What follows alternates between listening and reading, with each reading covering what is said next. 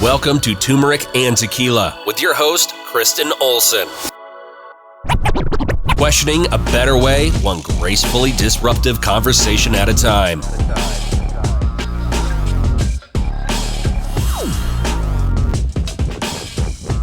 Welcome to Turmeric and Tequila. I am so excited today. We have a connect of a connect, and if you listen, you know these are my favorite, and it's even better when a good friend of mine knows this human, and I was at a birthday party, heard a list he put together. I'm like, I got to get him on the podcast, but we haven't even had a conversation until right now. So you know I love it, a connect of a connect and a super raw combo. So we are jumping in and welcoming DJ Zenas to the T&T mic. Welcome to the show. Thank you so much for having me, Kristen. It's truly a pleasure. I'm just looking forward to it. Obviously, a friend of a friend is a friend, so there you go. So it's a pleasure. You know, we actually haven't had a conversation before, but I'm really excited to dive into this. Yeah, I think we've got a lot in common. We're both Colorado natives.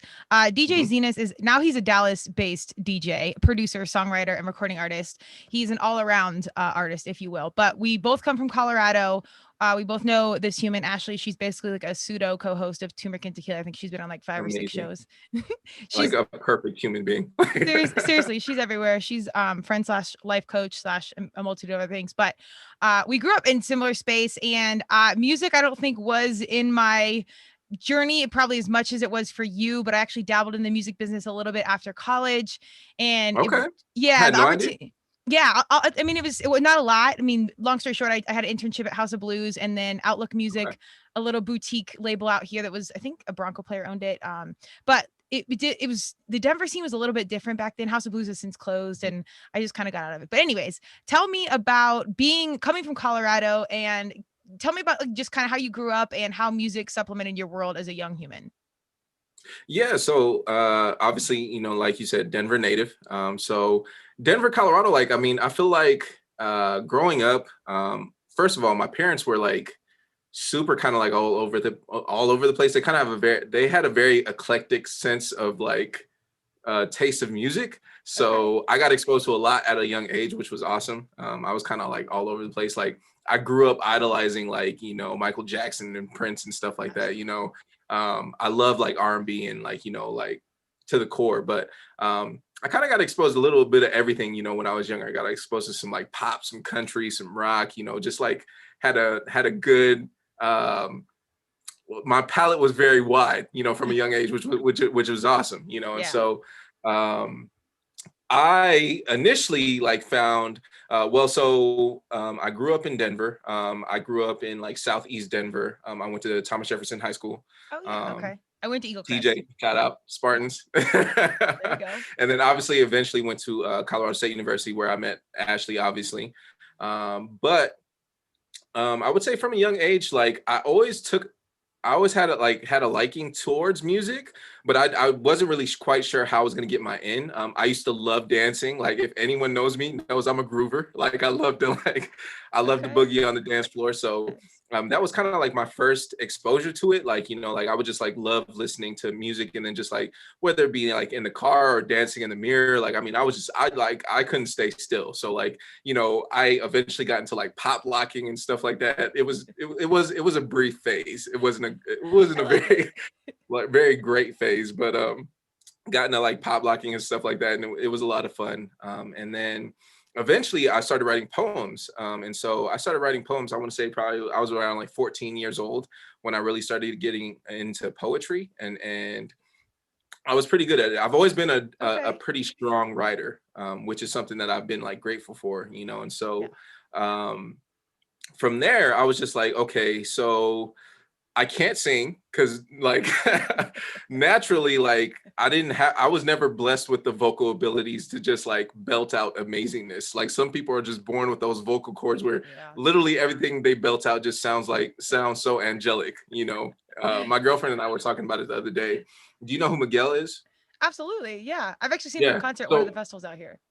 Wow. Yes. Yeah. Miguel is like, I think he's one of the purest voices of our age. Like, you know, like literally everything he belts out is amazing. Yeah. But I'm literally the complete opposite of that. And so like, you know, you like typically the only place you used to catch me singing was in the shower, you know? And so, but I put on full performances in the shower, believe me. So, There you go. so it translated from writing poetry to, you know, obviously writing rhymes. And so I would say that started around like 15 or 16 years old, where I was just like, okay, you know, I definitely have some rhythm. You know, I wasn't a lyrical genius to start with, you know, but, you know, I found my flow. And then my senior year of high school, a good friend of mine, he taught me how to make beats. He taught me how to produce on a program called FL Studio, Fruity Loops, which I still use to this day. When was this? Was this like 90s, like 2000-ish? Oh, no. So my senior year of high school, that was 2006 to 2007. Okay. Yep. Okay. So yeah, from 2006 to 2007, my senior year of high school, yeah, my good friend, he showed me how to make beats, and like that kind of like almost helped me rediscover like this intense passion for music that like I always like was lingering there, but like it hadn't quite like come to the forefront yet. And like after I learned how to make beats, I was just like, oh, it's on. Like, Yeah, you know, yeah. like I still to this day remember the very first beat that I made. I will probably never play it for anybody, but to me it was amazing just being that it was like it was the first. It was like it was literally like, you know, my baby. And so from then on, obviously I went to college, you know, in Colorado at Colorado State University, shout out Rams. And then I want to say this was was it my sophomore? No, it was my junior year in college, which was 2010. Okay. I got into DJing. So the reason why I got into DJing, so have you ever partied in Fort Collins? You know, I think I have. Well, the reason I asked the timeline, because I was trying to think when YouTube and everything came out, because I feel like when all like the at home type studio stuff, that didn't even come out until I was I was out of college. Yeah. So I graduated high school in 99. So I think I'm like 10 years ahead of you. And so I like there was none of that. So like I think that was a major gameplay. But anyways, my friends were at CSU, I think 2002-ish, and I might have got up like once or twice. So well, I don't, maybe sort of, I guess. Yeah. The reason why I ask is because in Fort Collins, the scene was very lame. I will put it that way. Oh, okay. Like, not lame. It was a lot of fun, but the DJs were terrible. Like the DJs were just, they were awful. And so we used to be out at the clubs and at the bars, you know, we'd be having a good time, but the DJs just like, I was just like, man, I feel like I just feel like I was always that person that people came to. Like I always made those party playlists. Like I was the guy that like always was on top of the new music. You know, Ashley, all of them, they were like, yo, I'm having a party. I need you to they'd hand me their iPod, like, yo, I need you to make me a fire playlist for tonight. And I'm like, cool, I got you. You know, I was always that person that always stayed on top of the latest music, you know, just coming with the hits. And so whenever I showed up to a party, they always handed me the aux cord, plugged right in, getting to it. You know, It was a lot of fun. And so being that like I had this like, I guess this love and this passion for being like for soundtracking the night, you know, I was just like, a lot of these DJs aren't really that good, but I feel like I could do a better job. And so, you know, not that I was necessarily like, you know, cocky or anything like that, but I'm like, when you know, they're not setting the bar very high, you know? So I'm like, I feel like I could do a better job than this. And so I ended up buying a DJ controller, shout out to Newmark, and I taught myself how to DJ. And so in the basement of our house, like it was myself and 3 other roommates.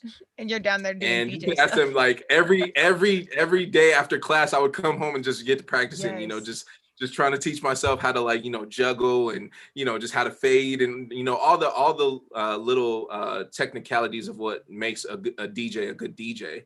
And from there, you know, I had a lot of like, I knew a lot of people in college. And so the way I got my in was like, you know, I would DJ for like a lot of the sorority and fraternity parties. And the first person who gave me a shot was Determination.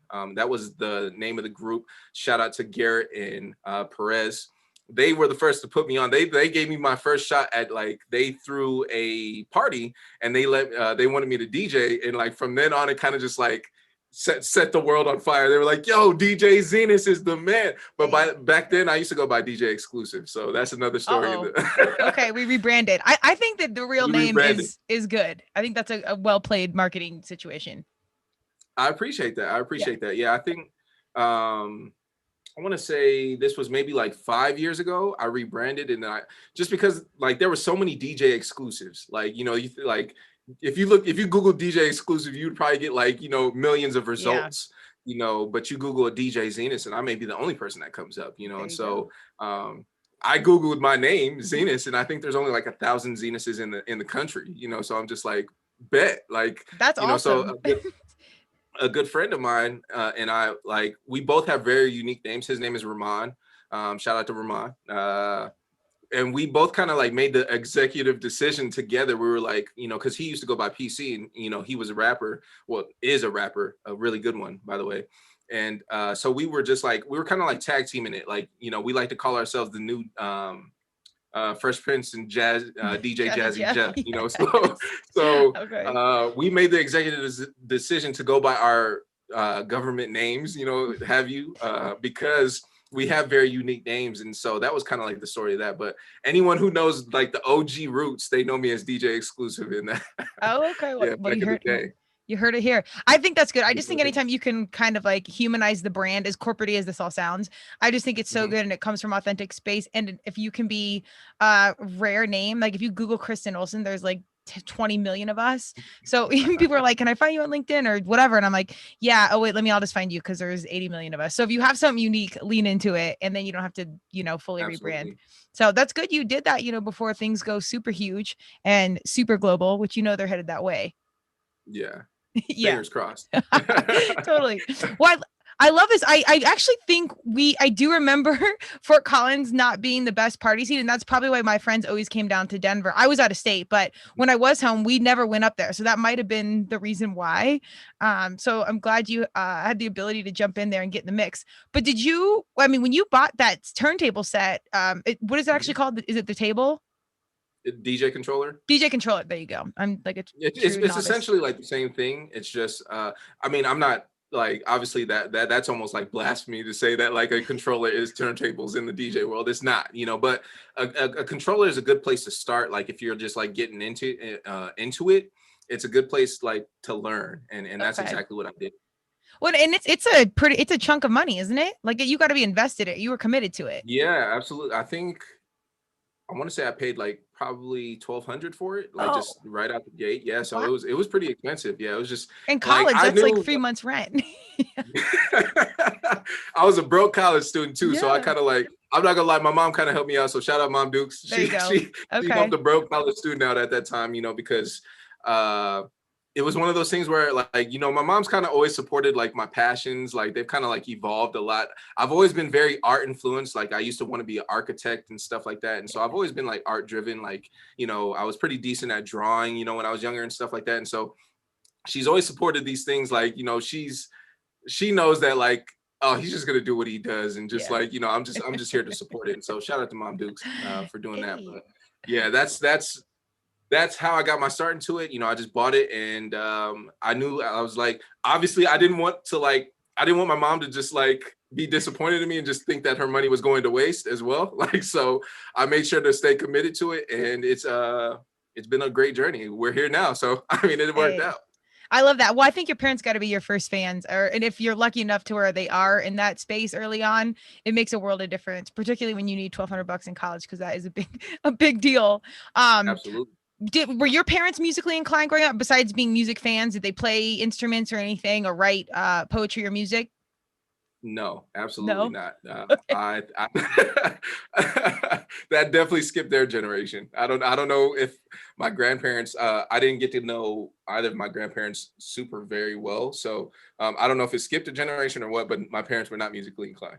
Okay, mine definitely. When you were saying you couldn't sing, I definitely can't sing. I can barely listen to my podcast back because I'm like, oh, the voice. Like, I don't know if you get used to it coming back like over time, but slowly but surely, I have faith, and I care about what I'm saying, and maybe not always how it sounds, but we're out here for at least the words. But absolutely. I think it's really cool. I wish I was exposed to like writing music when I was younger, or like playing piano. All of my friends always had like piano lessons, and I never had that. And I think they hated it, and I actually like kind of wanted them. But we all played Yeah. sports, and it was, yeah, music. I was just, a fan. I wasn't really like inclined to do it. But Mhm. as you were growing up, was music like a good outlet for you? Like, did you find yourself? Was it like a space of freedom or a coping mechanism, or just something that made you feel good? Yeah, absolutely. And like I said, I mean, I've always been not musically. I've always been like artistically inclined. Like, I've always been, like I said, I used to draw like heavy and stuff like that. And then eventually that translated to music. So, it's funny because like back in middle school, we used to have like, like music and stuff like that we'd like, but I never really got into it. Like when we would play the piano and stuff like that, I was never really like interested in playing instruments, which I regret so much now because I wish I knew how to play an instrument Me well. too. Uh, but it was definitely like such a huge outlet for me. Like I always wanted to like I'm the type of person, I'm very obsessed with growth. And even that was that settled in at a very early age. Like I always wanted to like I was always learning, and I was like always trying new things, and just stretching my boundaries.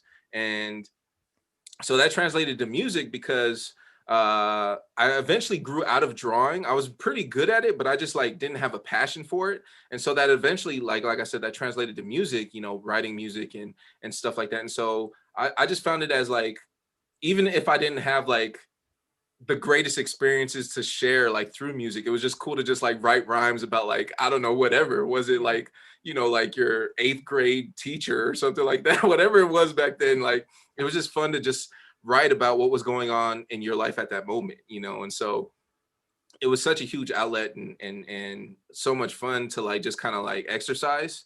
And that's really the biggest thing. Like, anyone will say that to become great at something, it's just about repetition. And so like, just constantly trying to do it every day, and not even trying, just doing it like Yeah. every day, like that's really how you get better.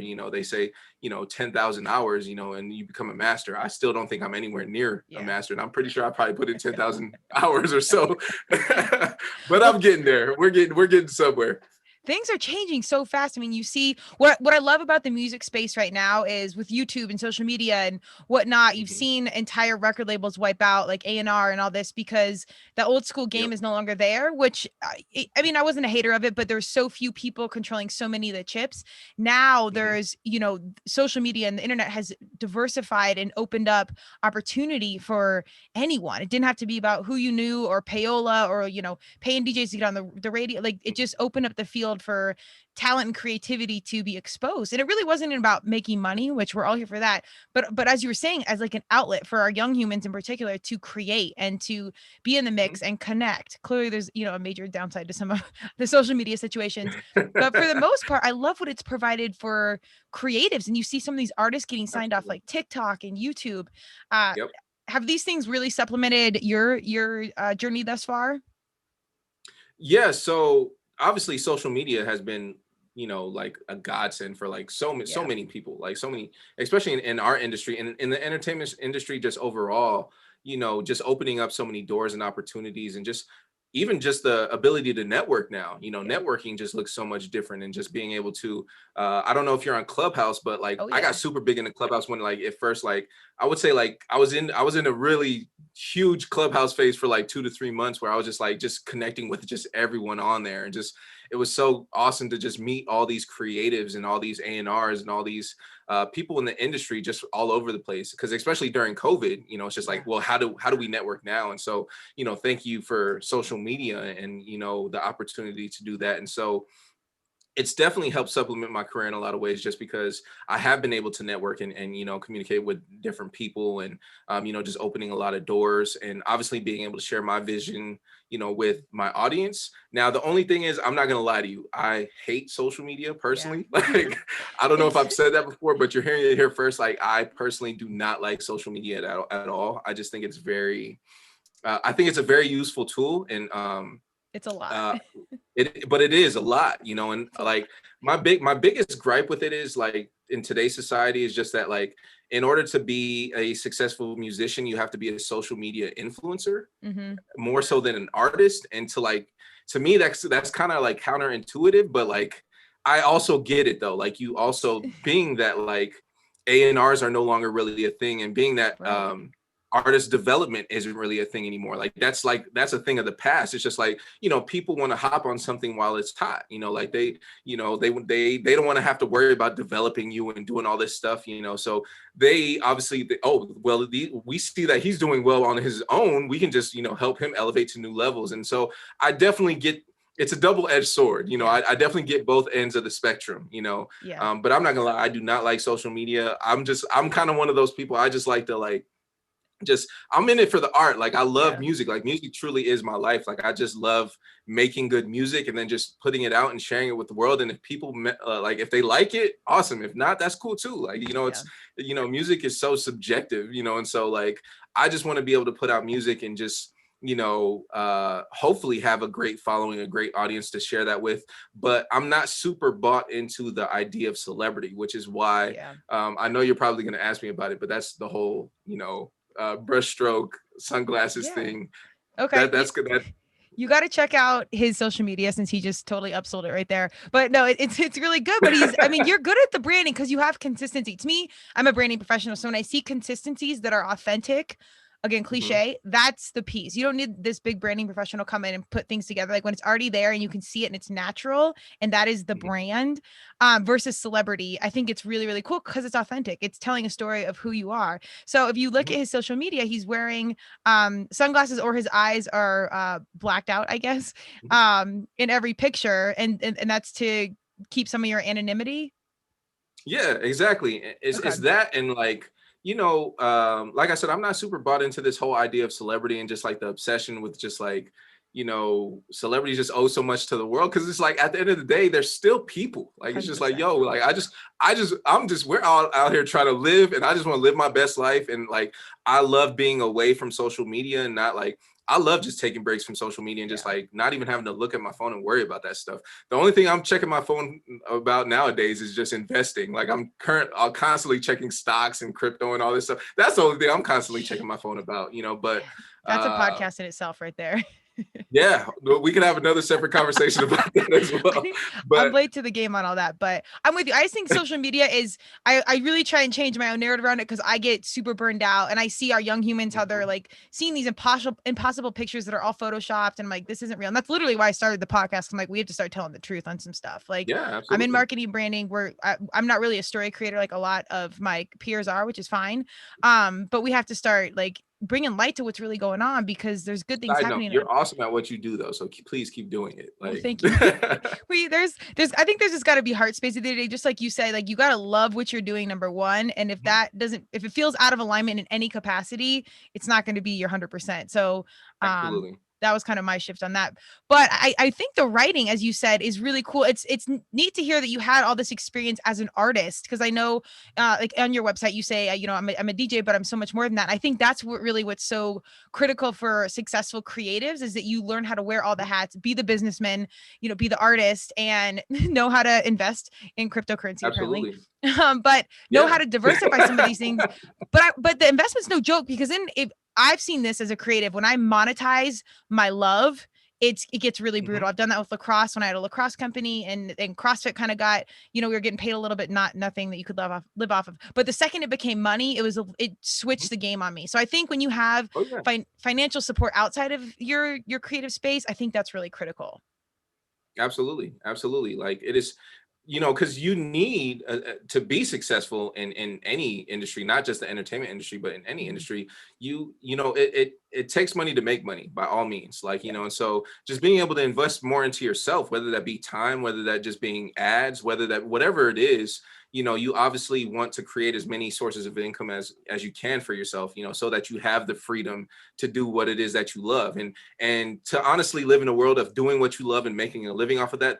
What better world is there? Like, who doesn't want that? You know, whoever doesn't embrace the idea of financial freedom is a liar, because if you could get paid to do what you love, like, it's just, what better world is that? And just not have to worry about, you know, making ends meet, not have to worry about like how I'm going to pay this bill, how I'm going to pay rent, like, you know, all that stuff. Like, that's just like, you know, that's the unfortunate piece of, like, as a creative, you know, like, a lot of creatives, especially like a lot of creatives that I know, they're so creative that like that's really the only lane that they know. So when it comes to the business side of things, they're just like so disconnected. They're like, yo, I don't even care about that. Like, you know, and you know, like it's just so unfortunate because it's just like there's so many talented people out there, you know, and so you know, but that's why, you know, in this culture that now we do live in, the DIY culture, where you're seeing, you know, independence being more embraced than ever now, you know, like where you're seeing independent artists thriving and stuff like that. That is the great side of all this, you know, like the whole social media and, you know, investing, whatever it is that you're doing, however you're making ends meet, and like, you know, just contributing, funding your passion, like, you know, that's where we're at. And it's so awesome now to see independent artists thriving, whereas, you know, being independent back in the 90s, even like even the early 2000s and beyond, obviously you never would have made it. Like, you know, before the internet, before social media, you never would have made it independent unless you just were a millionaire, and then you could all of a sudden just go to a radio station and be like, here's $50,000, put my song in a rotation, and just like, you know, it's crazy. But, that's why I initially got out of it, because I actually went to New York. My friend and I, we went and saw Whitney Houston live. Yeah. I had for some reason in college, I got to see TLC before Lisa passed away. I saw Whitney. For some reason, and Run DMC before Jam Master Jay was killed. Like they came and performed at our school. Like for some reason, I just got to see a lot of artists that like their time was really short. Anyways, as I was learning the industry back then, I'm like and I was interning, I'm like, this is awful. The way the humans, like you're hot and then you're not. And it's like, just like you're saying, you couldn't break in. Even if you had a bunch of money, the strategic partnerships were so strong. It was like the mafia. You couldn't even get in. In fact, it was I would trust the mafia more, because they would just use humans like commodities. And I saw this at a very like elementary internship level. So I wasn't even seeing the big acts, but the business side was so repelling to me. I kind of just got out of all of it. So I'm just so glad to see how much social media has changed the game and shaken up some of these like partnerships that were getting pretty shady as it was, and opening up the gates a little bit. Yeah, like you see gatekeeping, not such like obviously there are still gatekeepers, you know, and regardless of where you go, you know, always.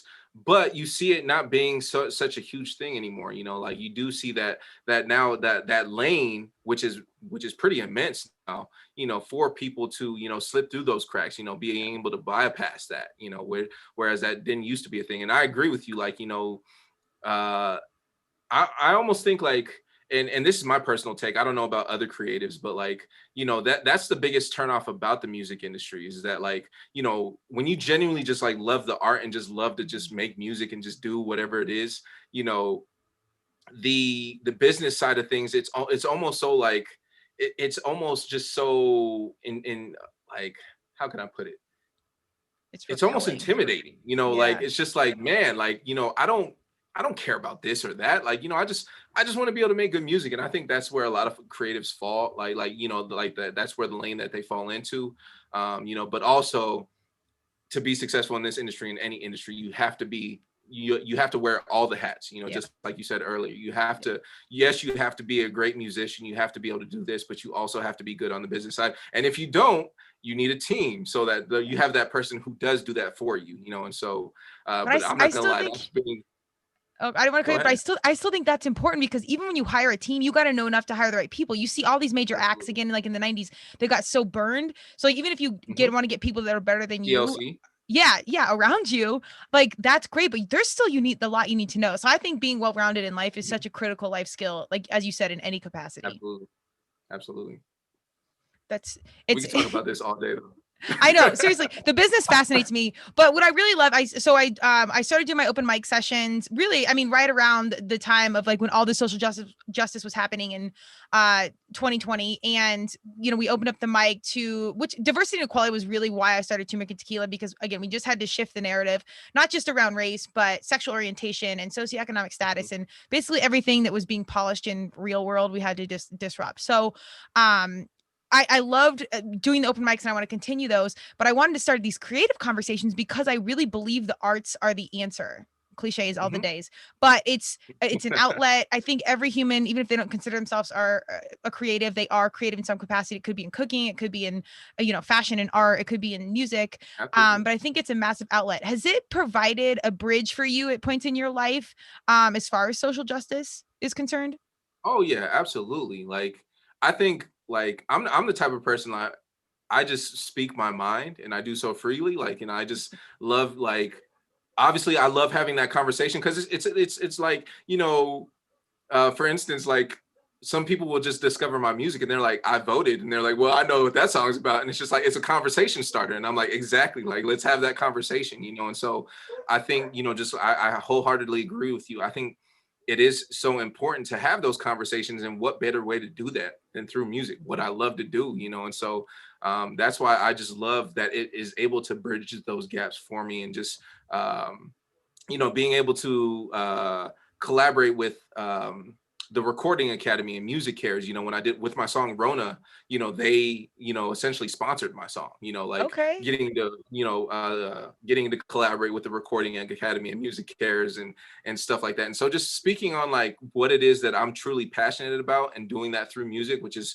obviously like another passion of mine, like it's just a double whammy, and so I love being able to express how I feel about a situation. And regardless if you agree with me or not, let's have that conversation, like, and that's the way to start it. And, it may rub some people the wrong way. That's okay, but, this is just genuinely how I feel. And like, let's have that conversation though. I mean, there's, as you said before, the world's so big. There's enough to go around. I think we often, everybody, not just artists, have to shift the mindset to abundance and not, a lack or a scarcity mindset. Like I'm gonna, take all of their followers or this and that, or everybody's got a podcast. Well, not really, but even if they do, great. I tell everyone to start one because there's billions of humans. So if there's a million podcasts, there's billions of people. That's plenty of downloads for everybody. And when you can be your authentic self, like you're gonna find your tribe or your crew or the people that want to listen to you. I really appreciate that you utilize your platform to be very forward in what you're talking about, what's in your heart space. I just saw your song Prove Out, and you lead off with a Kobe Bryant quote.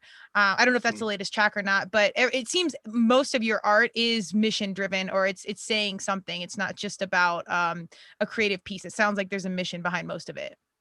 Absolutely.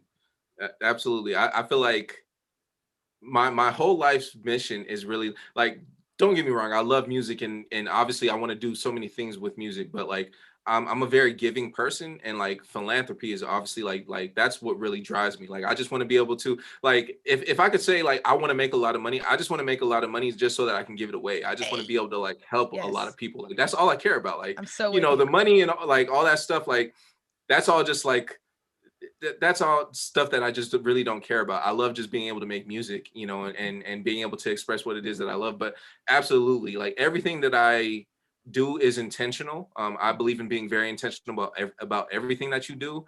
And so typically all of my music is like, most of it has a purpose. Like it's about, I preach positivity, like I'm a very positive person. Most people who know me on a personal level know that like Zenas is a very positive person, and like, I'm always in high spirits, and obviously we all have our good days, we have our bad days, but like at the end of the day, the mission is always going to be the same. It's just live your best life. Like let's help one another, and let's, if hopefully, make a lot of money just so that I can give it away so I can help even more people. Like what better world could I live in? And so absolutely. Yeah, you hit it right on the head. I love that. I'm so with you. I try and watch Ellen whenever I can. It's like 3 o'clock a day, so I always miss it. But I absolutely love seeing her not just give away money, and there's sponsorships in it, and it's, there's corporate there, but that's okay.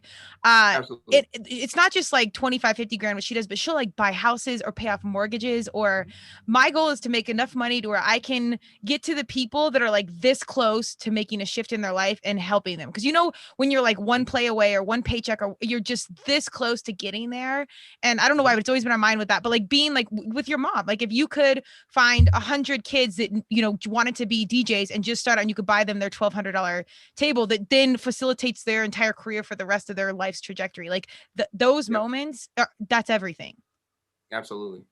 And jump back in. Well, maybe you'll have to start a charity that's like kids in music, and then you can start giving all your stuff away.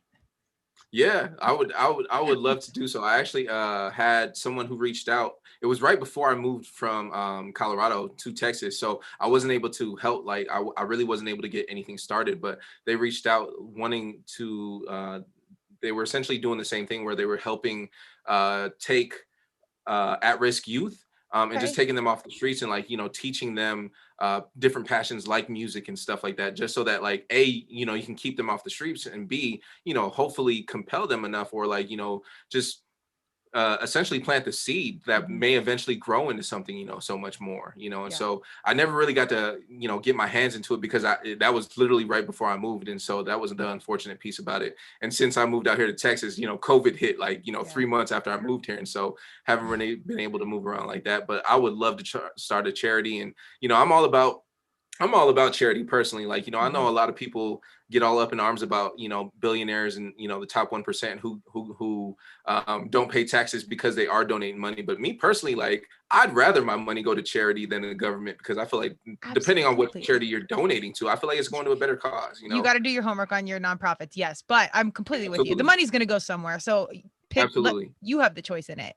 Well, Exactly. let's definitely circle back at some point about the charity out here, because I think when I was growing up, music and creativity and or art or cooking was an outlet where you could, just maintain your happiness or maintain mental health. Mhm. Now I literally think these creative avenues are saving lives. You see what our kiddos are facing, and Absolutely. it's not just conversation about depression, it's a conversation about youth suicide. And we're on just such Mhm. another level that the need for these outlets and connection and fostering other angles of their personalities outside of like math and algebra in school, like some real life stuff, is really, really critical. And I think this creative outlet really can save lives if it's, as you said, early on, and it's exposed to our young humans and it's allowed to grow and foster. Mhm. So Absolutely. I think I think in order to change the future, we have to start with the youth, and that's mhm, something that I've always genuinely believed in. And so, had I not had music in my life, I don't know where my life would like end up right now. Um, I could be potentially like in some corporate gig. I could be I don't know where. Honestly, I don't know what my life would be like without music right now. I'd be yeah, I'd be a completely different person. Like music has just shaped so much of my life. yeah. So just so many experiences, like even in education and everything like that. Just music has always been that guardian angel of mine that's always like somehow helped guide my life, and it's gotten me through so much, and helped me achieve so much. And so why not be able to like pass that on to so many others, like who are in need, because just like you said, like there's some people who are on the brink of snapping. There's some people who are on the brink of just like you never know where anyone's at with life, Yeah. but like that one little event or that one little opportunity could completely do a 180 on somebody's life, and you would never know, like because everyone's fighting their own battles that no one knows about, and so just being able to present those like different opportunities and stuff like that to people who you know may need it more than they even know, and more than you'll ever know, and so I think that's absolutely something that needs to be implemented more. And I love the artists out there, and not just the artists, but the creatives and the influencers and the celebrities who are out there, actually doing it. I Mhm. applaud them so much, and like I hope that they continue to do so, because eventually, like God willing, I do reach a certain level. I want to be able to provide that same platform for so many others, as I'm sure you will be too. Like Yeah. you'll be ready to set up shop and do whatever it is that is necessary. We're coming in. We're kicking down walls, whether they want us there or not. But Absolutely. hopefully it's not. It's all positive things. But what really makes me excited is, on one side, getting to the youth and music is because I can remember putting on my headphones and just needing to zone out, or long car Mhm. trips, and we were doing whatever. And I had three younger brothers, which is the most. And just being able to like listen to someone that may or maybe didn't look like me, or was from where I was from, or you even spoke the same language, but like there's something I could connect to. So I think about the young humans that put on music, and maybe they're in a tumultuous home situation or whatever, Mhm. and somehow their generational narrative will be shifted because of the music they listen to or the things they're exposed to. And it's almost Absolutely. like that can break the cycle of everything they're growing up around. And that's really, without therapy and all this stuff that, we're just now starting to talk about, that's hard. I actually think music can jump in there and have them question a better way and be like, oh, well, this isn't necessarily normal. Like there are other Mhm. ways. This can broaden the horizons. Absolutely. So That's what music does. Music is it speaks to the soul in so many different ways, and it opens up so many avenues. And absolutely, it's pretty crazy. Do you think you have a lot of young listeners? Like, are you intentional about getting to young people? It sounds like you just want to get out to good people, but are you intentional with the youth at all? I wouldn't say I intentionally like make music for the youth or Mhm. like try to reach out to the youth. Like, I mean, I try to like obviously make my music as positive, like, and send out a message. I don't know if it necessarily resonates with the youth so much. Like, I guess I try to be as intentional with like, because I am a DJ, like I feel like I know what a hit is, Okay. so I know what it takes to make to make a song sound really good, but I like, that's why I try to like combine both worlds where like I'm bringing a positive and meaningful message, but like I guess expressing it in a way that is very digestible to a lot of people, and I hope that's digestible, to the youth. Like for instance, I don't know if you heard my song "I Like the Stock," but I Yeah, think it's yeah. a very, it's a very lighthearted like song, but at the same time, I'm talking about stocks and investing, and like, it's got a bop to it. So I think like I personally think kids would love it, but also, like let's say they do catch on to that song and they're like, I like the stock, and they just start singing it. It's just like you're actually, hopefully that's exposing them to a world where they're like, what is a stock? Like 100%. maybe hopefully it does influence them to dig a little bit more, because I think those are things that like need to be, those are the conversations that need to be had earlier, just Absolutely. financial literacy, and stuff like that. Like that's what I love to talk about, and hopefully I hope that message resonates with the youth. And I I guess you could say I'm not super intentional about the youth, but like I absolutely want to reel them in if possible, Yeah. whether that be through like videos and stuff like that. I have a whole vision. It's just it's coming together one day at a time. Well, I think that's good because the world's changing so fast. I always laugh when people are like, yeah, I have a 10-year plan. And I'm like, okay, well, let me know how it is in 10 minutes because everything's changing so fast. And Absolutely. even I love seeing how corporate companies now, because the dollar really does make the world go round. So I like to see when these big dogs start paying attention to social or racial issues or equal pay or whatever. It's becoming Mhm. like cool. And I think if you just like the kiddos, I think actually you're doing it perfectly. Cause if you were like, this is for the kids would be like, oh, hell no, this isn't cool. Like Yeah. they're not going to be told to be like, this is what it's got to be like, oh, this is an adult song. Like, okay, I'm going to listen to it now. Like, Yeah. Yeah. I think the way you're playing it is perfect. And they're kind of like leveling up to like adult conversation versus like, this is a PSA for the kids. Like, da da da. They'd be like, pass. but, but like you For said, the I kids, think, I'm an adult. You know how kids yeah, are too. They're like, I'm an adult. Like, what? exactly. So they'd be like, "Oh, cool. Like, is this an after school special? I'm not watching this." But I do Yeah, love that that's you're talking phenomenal. about stocks and stuff because that's like the turmeric and tequila. I don't think a lot of people think you can have one thing be another, like be an athlete and be a podcaster or be like we're Mhm. so used to these boxed in ideas talking about Absolutely. I'm a DJ and I'm an investor and maybe I'm a Mhm. professional dog walker or whatever. Like just seeing Yeah. these totally random things fit together because that's really what we are as people in general. Absolutely. And anyone who knows me knows I hate boxes. Like I hate when there's no bigger like pet peeve of mine than when someone tries to put me in a box. Like, I'm just like, no, I will do everything to break every one of those dolls, every one of those walls down in that box. I'm like, no. Yeah. That's what I say on Turmeric Tequila. I'm like, reality is nothing more than prescribed meaning, like old school philosophy. Because it really is. It's just Absolutely. like we just put these labels on things so we can understand the world around us, which makes sense. Mhm. But now in 2021, we need to like evolve from some of these like Absolutely. narratives that are, Absolutely. hundreds of years old, maybe even longer. That it's just not that way anymore. So we don't need to keep branding it that way, essentially. Mhm. It's I couldn't craziness. agree with you more. Well, so tell us now what you've got going on. I mean, are you where Dallas? I almost said Austin. Is Dallas. the Dallas Mhm. music scene is it pretty like big and thriving? I literally know nothing about Dallas. Yeah, so the Dallas music scene is, I will say it's thriving more than the Denver scene. Okay, okay.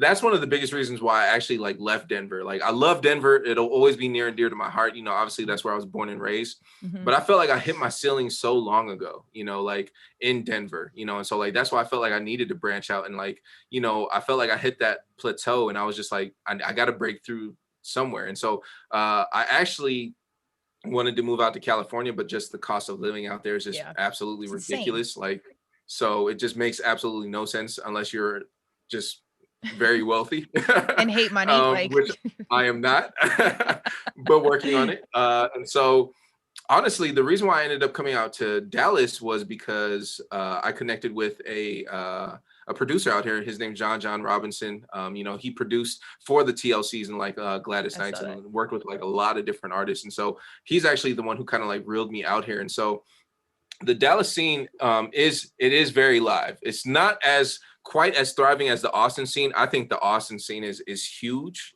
just as far as like what they do for like the locals and stuff like that, and obviously all the festivals and just the opportunities. But Austin's also like only 3 hours away, so like if I do need to go to Austin and stuff like that, you know, I'm like, you know, I can just, you know, hop in the whip and just, you know, make a cruise on over there, you know, and just establish relationships, you know, with different you know, whether that be podcasts or different, you know, people in the industry and stuff like that. You know, that's obviously the way to connect nowadays. And so I do think the scene is awesome here in Dallas, but it's not quite where Austin is. But being that Austin is like, you know, not far from home, you can make it work. absolutely.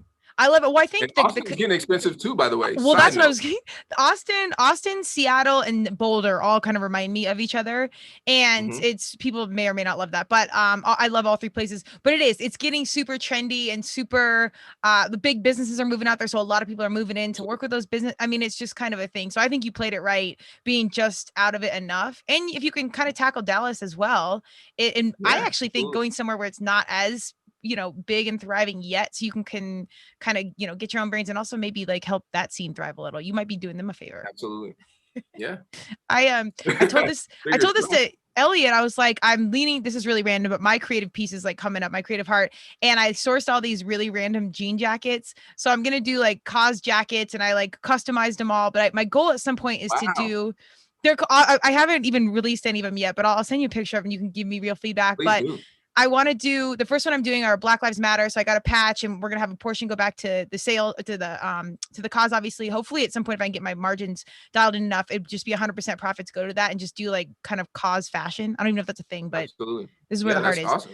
So I want to do a live fashion show, and I told Elliot, I know, and by the way, I connected you guys without telling either one of you that. So I'm like, I'm just going to put it out there. So thank you for rolling with that. But I want to have the three of us in some point, this is my long-term vision, doing some sort of event with fashion, music, production, and philanthropy. So I'm just putting that out to the universe. You can sign me up already, right? Okay, now. Cool. Not tomorrow, to now. You can sign me up for it. Absolutely. Okay. Yeah, I have it's really random, but I have a good vibe on it. And I love, like I said, my creatives are starting to circle in. And I think we have a lot of power, whatever that creative space is, to bring unity and community. And again, I don't know the full plan here, but it's in there and it's stirring. So you're definitely on the short list if the heart's there. But you're having a conversation and you have the idea, you know, it's all about execution. So, you know, like, absolutely. And if there's any way I could help, you know, I would be more than willing to do so, because I'm all about the cause. About the cause. I'll lean in. Well, I'll say this now. I'm going to ping you about this music charity and youth and music and facilitating that, because that just might be the first base layer that we kind of tackle, because the charity and the philanthropy piece will be first. So that might be a conversation right there. Yeah, let's do it. Well, so tell me more about, what do you have going on right now? What's coming out? So I am working on so much new music. Like my girlfriend says, like, I have this whole like secret library of like just awesomeness that no one knows about, and I am very guilty of that. Like I'm a very, like, it's because I'm a perfectionist too. So I'm just like, you know, like, yeah, this is good, but like it could be amazing. Like, I mean, mind blowing. So I'm very guilty of like holding on to things a little too long. I'll admit that's one of my downsides, but I have so much that I'm working on right now. I actually, after this interview, I'm going to be hopping on a creative meeting with this engineer out in New York. His name's Nakor. He's great. You know, we actually recently just got connected, but I mean, he has some pretty big credits. He was the assistant engineer for Trey Songz's Trigger album and stuff like that. And so he's got some pretty huge credits, and he's amazing at what he does. And so I'm super excited to link up with him. And so that's been one of the biggest things that, like, you know, like I said, I am a very critical person of myself, and I'm so obsessed with growth. And I'm like, okay, I've done a lot of awesome things. You know, I released 10 songs last year, which was great, you know, and like, you know, did a lot and, you know, made a lot of connections. But now I'm just like, okay, I also want to continue to elevate now. And so, like, if there's anyone who can help me elevate my sound, I think it's him. And you know, we had a really good conversation the other day, and so I'm really excited to see. So I got a lot of stuff that's in the works, but like I said, I'm a perfectionist. So like the mixing and mastering is a step that I hate to overlook. And that's where I feel like a lot of locals fail, is because, you know, they like to cut corners and stuff like that. And me being the perfectionist that I am, I'm like, no, like we have to get this right. And so there's a lot of new music that's coming up. I'm thinking eventually I'm going to put out an EP or album. Everyone's been asking me, like, so when are you gonna, like, you're dropping Yeah. singles, but when are you gonna drop an album, like a project? And I'm like, okay, I am starting to shift into like album mode, where I'm just like, I just am working on a record, and I'm like, this could easily be cut for like an album. And so I'm like, you know, so I'm starting to, we'll see. I'm Okay. I'm Okay. I'm not, because we're also in the instant gratification, like we're also in a society that's obsessed with instant gratification. So things are so here and there, you know, like the next.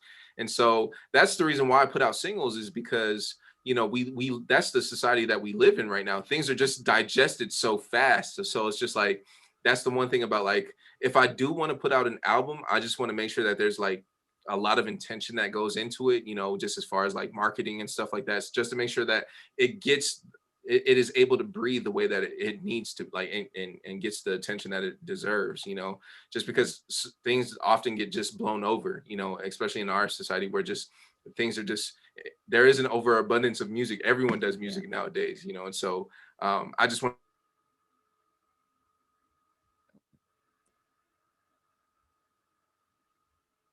Did I lose you?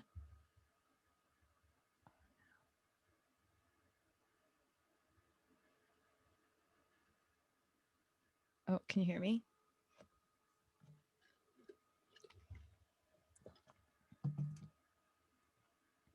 Zenas? Oh, do we freeze?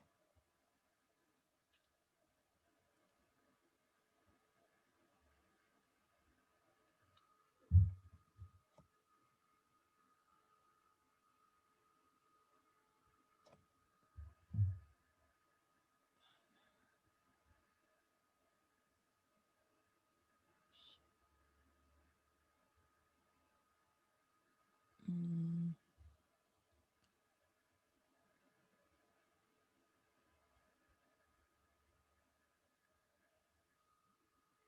I lost Zenas. Theon, can you cut this part out? Hopefully he jumps back on.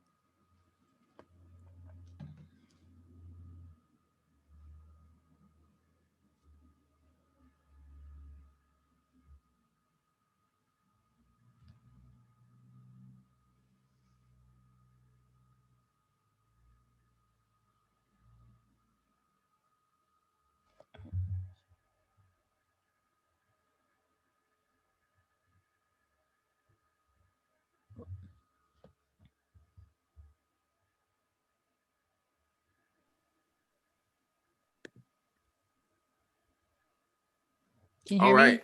me? Yes. Technology testing us. Dang. I was like, what? I don't know. I was Yeah. like, I don't know what just happened. I was talking to myself for a while there. I know. I thought I'm like, it froze on my end. I'm like, oh man, he's probably has a really good point, and he's not even gonna notice until it's like the point's over, and I just have no response, and you're like, hey, are you there? I completely forgot. What were we talking about? I was just asking about what's coming out and Coming up. yeah. So any other projects you want us to know about, and then you can, I mean, tell us where we find you. Yeah, so like I said, a lot of new stuff that's in the works. There will be, you guys can at least expect 2 new songs in the next 3 months. I can say that from that much. I'm not gonna say exactly what those songs are. You know, like I said, I'm just really excited for those to come out. I think you guys are gonna love them. Hopefully, fingers crossed. But you can find me anywhere at officially Zenas. Obviously officially, and then Zenas, Zenas. If you don't know how to spell officially, let me spell it for you. OFFICIALLY. Officially Zenas. You can find me anywhere, and then you can find me on Spotify, Apple Music, basically anywhere where you can find music. You can find me under DJ Zenas, Zenas. Again, that is my government name. Shout out to my parents for giving me that awesome name, which I embraced out. And one other one on Google. But that's amazing. Well, I'm super excited about all the connections that are happening. This guy out of New York sounds like a major power play. So good things are coming in. The energy is amazing. I think we might need the sunglasses because you're a bright light, man. You're out here. And as cliche as that sounds, I'm serious. I just think the energy and the vibe and the mindset, it's all cliches, but it is so true. So I think things, in addition to the talent, the heart space is going to lead it and good things are coming in. So I can't wait to see what happens next. And I will absolutely ping you for whatever this fashion situation comes together out here. And if there's anything I can do on the flip side, let me know. Yeah, absolutely. And likewise, I mean, I was gonna say, like, you know, the sentiments are all like very mutual. Like I love exactly what you're doing. You know, you bring so much greatness into this world, you know, and obviously, like, you know, just being a friend of a friend, you know, like I like to, you know, kick back and, you know, just see how things are going, and I love what you're doing. And obviously, like, Ashley is a great person, and anyone that she highly recommends, I was just like, oh, I got to get with Kristen then. She's awesome, you know? So yeah, keep doing what you're doing. You're doing amazing things, and we're absolutely going to have to connect and do something. You know, I don't know what exactly that all looks like, but we'll figure it out. And like I said, it's all about the cause. We do it for the cause. I love it. And I really, those words land on my heart. I really appreciate it. We'll have to get you guys out here, and Ashley, at minimum, we'll have some tequila, but hopefully we'll plan some philanthropic musical fashion adventures in some capacity. And Absolutely. Get some Side note, what's your favorite tequila? Here's my branding heart. I have some good ones that I love, but it's all like these billion-dollar companies like Casamigos. And so I really try and support the smaller brands that don't have the marketing budget of these bigger guys. But I don't even go with usually anything that's Blanco and 100% agave are kind of my easy go-tos. Blue agave. I just try and get the smaller brands. Okay. There's Is there anyone that you would recommend? This isn't that small of a brand, but Luna Azul is not even expensive, but that's what I serve at like parties and stuff. I think it'd be considered cheaper tequila, but I actually think it's pretty good. 21 Seeds is a really cool story. It's woman owned, 2 sisters and 1 friend. Wow. I think the friend's a person of color, and they put it together. And they're intentional about non-fermented beverages and this like making tequila like a daily drink. Yeah. You said 21 Seeds? 21 Seeds, because it was 2 friends and 2 sisters and 1 friend. So okay. They have a cool story. Yeah, they're getting pretty big too. Check that out. Check them out. I love tequila. Tequila is near and dear to my heart, so I love it. Yeah, absolutely. Okay. What's your go-to? Oh, my go-to. I mean, obviously, I like a lot of like the big guys, the billion-dollar companies as well. Like I love 1942. Like 1942 is just like so smooth. But what have I been sipping on?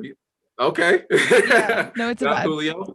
I would say my go-to is honestly probably like Patron. You know, like I just think it's not too expensive. You know, but it's pretty good. It's pretty good. It's just like. That's probably my go-to, but I know there's a lot better tequilas out there. Like, now people don't get to judge me. Whoever's watching this, don't start judging me like Patron. Like, it's just a go-to, Do I think it's the best tequila? Absolutely not. It's just my go-to. Every bar has it too. So you can compare, like, count on if that is your one, like you're consistent. It's everywhere. It's kind of hard unless it's a tequila bar to get anything outside of like 3 available tequilas, and it's usually Don Julio, Casamigos, and Patron. So, or Absolutely. The Well, which you don't ever want to do that. Oh, never Wells. Those are bad decisions. Never the Well. Never the Well. I love it. Well, we'll definitely do tequila soon. I really appreciate the time and energy. Let's keep in touch and keep crushing. And if big projects come out or breaking, like, please let me know so I can promote on my end. Absolutely, and likewise. Let's make it happen. All right, I appreciate you. Let's chat soon. Appreciate you.